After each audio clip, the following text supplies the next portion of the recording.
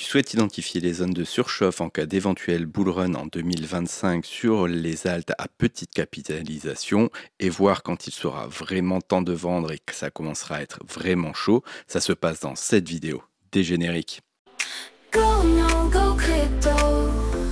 Oh, oh, oh, Bitcoin is Ethereum. Go, go, go. Go, no, go crypto. Oh, oh, oh. Donc je vous bascule là sur le graphique de la dominance Total 3. Donc le Total 3, c'est quoi? C'est tout simplement les capitalisations des cryptos qui sont en dehors du top 10. Donc qu'est-ce que la dominance? La dominance, c'est le poids du marché qu'ils ont par rapport à la total market cap. Donc on voit sur ce graphique que quand on reprend les deux derniers bull run, on a un haut et un bas de canal qui se dessinent. Au niveau du bas de canal, on voit que ce bas de canal est plutôt en montée. Donc ça veut dire qu'on a tout simplement une relativement bonne tendance sur les altes à petite capitalisation. Et un haut de canal que là je vous ai dessiné, on va dire par deux traits pour vous donner plus une zone que réellement aller sur un top. Donc là, ça sera vraiment la zone où il faudra aller commencer à franchement aller chercher de la vente si vous ne l'avez pas fait plus tôt, parce qu'une fois que vous rentrez dans cette zone-là, on est vraiment dans l'euphorie du bull run et c'est vraiment le moment où il faut aller chercher ses profits, d'autant plus que sur la chaîne, on traite principalement les altes à petite capitalisation qui sont par définition très illiquides, donc qui ont tendance à monter très vite mais à descendre encore plus vite. C'est-à-dire que la volatilité que vous avez sur le top 10 ou que vous avez sur BTC, vous la trouvez assez dure. Elle est encore plus dure sur les altes à petite capitalisation, mais qui ont aussi un potentiel qui est différent en termes de rendement. Donc on voit que là, si on se projette historiquement sur un cycle assez classique, fin 2025, on devrait avoir une capitalisation et une dominance du marché qui serait aux alentours de 22 et 26% si on suit le canal actuel. Si vous voyez par contre qu'on décroche par rapport à la ligne basse que nous avons sur ce graphique, c'est que concrètement, sur ce bear-là, on aura un petit peu trop abusé de projets dont le seul but est de venir chercher la liquidité sur le marché, comme tout simplement des projets VC à 10% de supply à la base et tout le reste est fait pour dumper sur les gens. Les pump funds, les mêmes coins à capitalisation très haute où ça dump, ou un certain nombre de projets qui sont effectivement là uniquement pour venir prendre des fees, les retirer du marché et au final ne pas du tout amener de plus-value sur le marché des cryptos et donc tout simplement les gaps technologiques qui font que les gens peuvent rentrer et faire vraiment pumper le marché. J'exclus moi quand même malgré tout cela. Je pense qu'effectivement durant ce bear on a été un petit peu loin dans les bêtises, mais on a été aussi un peu loin dans les bêtises dans les autres bears. Donc je pense que cette fois-ci encore, on devrait aller pumper.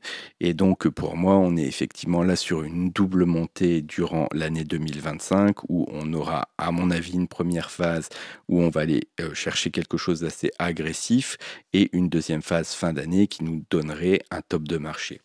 Pour pouvoir identifier la partie justement plus alt season, etc. et de savoir justement quand nos alts se mettent à pumper, on va jeter un petit coup d'œil sur l'historique de la dominance du Bitcoin, où là on peut voir que le Bitcoin lui aussi est sur une belle tendance et a tendance à avoir une dominance qui de bear en bear est de plus en plus haute. Donc on voit malgré tout que lorsque l'on rentre en bull run et en alt season, qu'on a une dominance qui se casse la figure.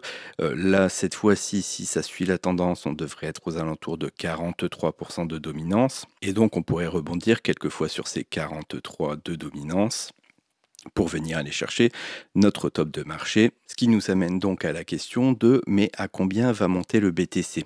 Donc ça, à ce niveau-là, ça va être un petit peu difficile de se projeter, tout simplement parce qu'on est sur un cycle un petit peu particulier, entrée des institutionnels, les États qui commencent à parler éventuellement de faire des réserves, enfin bref, il y a un ensemble de choses qui fait que d'autant, moi, je reste tout à fait convaincu qu'on aura un gros bear market derrière tout ça en 2026 puisse d'autant là réellement être capable de se projeter sur le prix que pour avoir le BTC, à savoir qu'on est sur un marché d'offre et de la demande, et que donc cette demande peut être relativement illimitée s'il y a vraiment de l'euphorie et que les gens se mettent vraiment à FOMO sur cet aspect réserve étatique.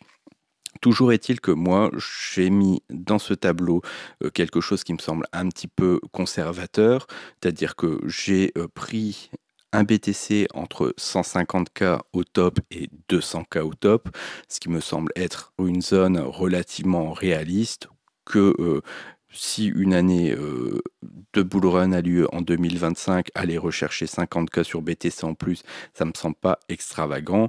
Et par contre, après tout ce qui va dépasser les 200K, comme je vous dis, il suffit qu'il y ait une très très grosse euphorie vis-à-vis de Trump, vis-à-vis des réserves étatiques, vis-à-vis de BlackRock qui vraiment amasse énormément avec les ETF. Voilà, on rentre quand même dans une zone d'inconnu, mais j'avoue que là, moi, au-dessus de 200K, ça me semble quand même être vraiment des performances qui seraient très hautes. Donc voilà, mon tableau s'est basé là-dessus. Donc on voit qu'en fait, si on a un BTC qui est à 150K, vous avez dans la troisième colonne ce que ça représenterait en MC. Vous avez ensuite le market cap total si justement on est à 43% de dominance. Et donc, sachant qu'à l'heure actuelle, le total 3 représente 370 milliards, on a en cas de dominance à 22% et à 26% les projections possibles. On voit que ça nous amènerait à, dans le plus conservateur, c'est-à-dire à 22% à 150K sur le BTC, à environ 1 x 4 sur le total 3. Jusqu'à un x7 si on monte aux alentours des 200K et une dominance qui serait aux alentours des 26%. Pourquoi aussi je ne dépasse pas ces 200 000 sur le BTC, c'est que du fait on serait à 9 500 milliards de market cap total et voilà, je pense que c'est une barrière psychologique qui est assez intéressante. Donc après ce x4 à ce x7 au niveau de, on va dire, d'un ATH ou en tout cas proche ATH, ça nous donne quand même voilà, un beau pump avec forcément une disparité. Dans le total 3, vous avez la 12e crypto du CoinMarketCap comme la 2000e. Forcément, si la 12e crypto fait un x3, c'est des milliards et des milliards qui ont été déversés à l'intérieur. Si vous prenez une crypto du top 2000, s'il y a juste 1 ou 2 millions qui vient taper dans l'order book, vous pouvez avoir des perspectives qui sont vraiment très très hautes, très courtes dans le temps, mais très hautes. C'est pour ça que moi je mise justement sur ces petites capitalisations et sur le fait que ils ont quand même un certain nombre d'atouts pour pouvoir faire un pump à un moment ou à un autre. Mais vous voyez que donc déjà dans ce 1 x4, c'est pas une crypto, par exemple top 15, aura pas le même x4 que une crypto du top 1000, où là, vous pourrez facilement, avec un petit peu de liquidité, aller chercher des multiples qui sont assez importants. Si vous êtes plus dans le top 10, c'est pas très compliqué, vous reprenez mon tableau, vous prenez la capitalisation du Bitcoin aux différents prix, vous prenez le total market cap et vous enlevez du total market cap et la capitalisation du Bitcoin et la capitalisation du total 3 et ça vous donne la capitalisation du top 10 en dehors du BTC. Voilà, écoutez, le but de cette vidéo n'est bien sûr pas de vous dire précisément à combien va s'arrêter le marché et à combien exactement on va pumper, mais ça vous donne quand même quelques graphiques en plus à suivre. Donc si on est, on va dire, sur des choses habituelles au niveau du BTC en monthly, sur le RSI, vous devriez avoir un double pic au-dessus des 80 de RSI qui vient vraiment signaler la fin, on va dire, du marché haussier, ou en tout cas historiquement, c'est ce qui s'est toujours passé. Le but n'est pas de vous dire il faut que vous vendiez le top. Le but est de vous dire, si on arrive à ces moments-là et que vous n'avez encore rien vendu, c'est qu'il y a réellement une problématique dans votre stratégie, c'est qu'il faut vraiment là se décider à commencer à vendre et à TP, parce que sinon vous allez regretter, parce que d'autant le marché peut monter très très vite, d'autant, alors que ce soit sur le Total 3, on se prend moins 90% à moins 95% à l'entrée en bear, d'autant un BTC, lui, risque aussi de perdre jusqu'à 70%. Et voyez que entre un 70 et un 95%, on a l'impression qu'il n'y a pas forcément énormément de différence, mais en réalité, votre wallet serait absolument dévasté si vous ne pensez pas ATP au bon moment. Et aussi, rester réaliste et de se dire, là vraiment, non, ça peut aller toujours plus haut. Non, ça ne peut pas aller toujours plus haut. Il faut que vous soyez réaliste et que vous osiez sauvegarder vos profits, quitte à perdre un tout petit peu de gains en plus. Mais écoutez, vaut mieux perdre un petit peu de gains en plus que de rester accroché à ces bagues, ne pas savoir les revendre et derrière regretter au bear suivant de ne pas avoir TP. Sachez aussi que toutes les cryptos mangent lors d'un bear et que donc il n'y a malheureusement pas grand chose à conserver. Bien sûr, vous pouvez garder un petit peu de BTC parce que c'est rassurant d'en avoir et vous savez le prix, vous savez votre prix moyen, mais sur les alts, le ravage est quand même très très conséquent et il faut savoir vendre et se séparer de ces bagues.